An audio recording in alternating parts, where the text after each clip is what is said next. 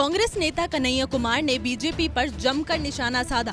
उन्होंने कहा बीजेपी को हार का डर है और ऐसे में वो देश को धोखा देने का काम कर रही है। साथ ही कन्हैया ने कांग्रेस पार्टी को छोड़कर बीजेपी में शामिल होने वाले कई नेताओं को फूके हुए कारतूस तक कह डाला। कन्हैया कुमार ने एक न्यूज एजेंसी के साथ बातचीत में ये सवाल किया है कि जो नेता कांग्रेस में रहकर चुनाव नहीं जीत सकते, उनके प्रधानमंत्री नरेंद्र मोदी और बीजेपी के लिए भला क्या उपयोगिता है। उन्होंने कहा कि सत्ता में रहे दलों की विफलता रही कि लोग बीजेपी के अतिवाद की तरफ आकर्षित हो गए, लेकिन ये स्थिति कभी भी बदल सकती है क्योंकि भारत का समाज प्रेम, समानता, सह अस्तित्व के साथ खड़ा होता है। कन्हैया से जब बीजेपी के 400 पार के नारे पर सवाल किया गया तो कन्हैया ने कहा कि अगर 400 पार हो ही रहा है तो फूके हुए कारतूसों को अलग अलग जगह से अपनी पार्टी में शामिल करने का क्या मतलब है। उन्होंने कहा कि बीजेपी में हताशा और हार का डर झलकता है। बीजेपी 400 की संख्या में हजारों सवालों को गायब करना चाहती है, जिससे कोई ये ना पूछे कि पेट्रोल 100 के पार क्यों चला गया, इतनी महंगाई क्यों है। कन्हैया ने सवाल किया कि अगर कोई कांग्रेस में रहकर चुनाव नहीं जीत रहा है तो बीजेपी में उसकी क्या उपयोगिता है।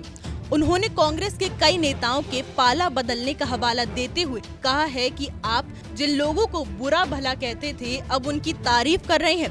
कई ऐसे लोग थे जिन्हें राष्ट्र विरोधी शब्दों से संबोधित किया गया था, लेकिन अब वो बीजेपी में है। ऐसा लगता है कि बीजेपी को बेशर्मी की खदान हाथ लग गई है। जब मौका मिलता है थोड़ी बेशर्मी निकाल लाती है। कन्हैया कुमार ने दावा किया है कि 400 पार का जो आत्मविश्वास है ये जनता और देश को धोखा देने का प्रयास है।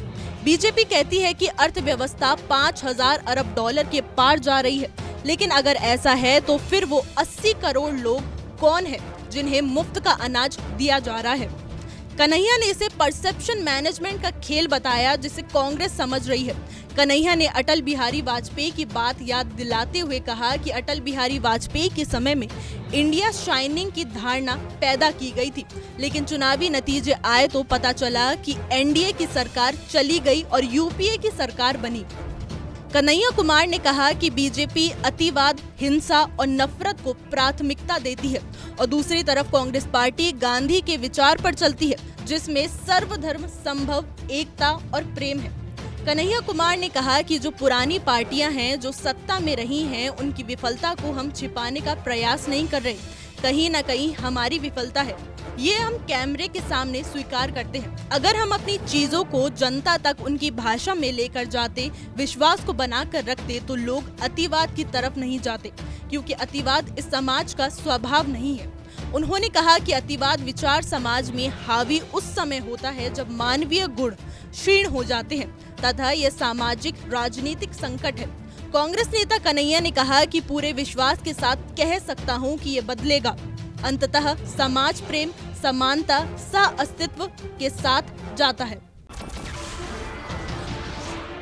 नमस्कार, मैं हूं मानक गुप्ता।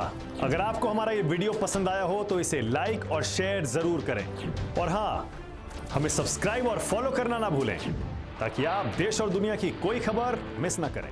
तो जुड़े रहिए हमारे साथ और देखते रहिए न्यूज़ 24।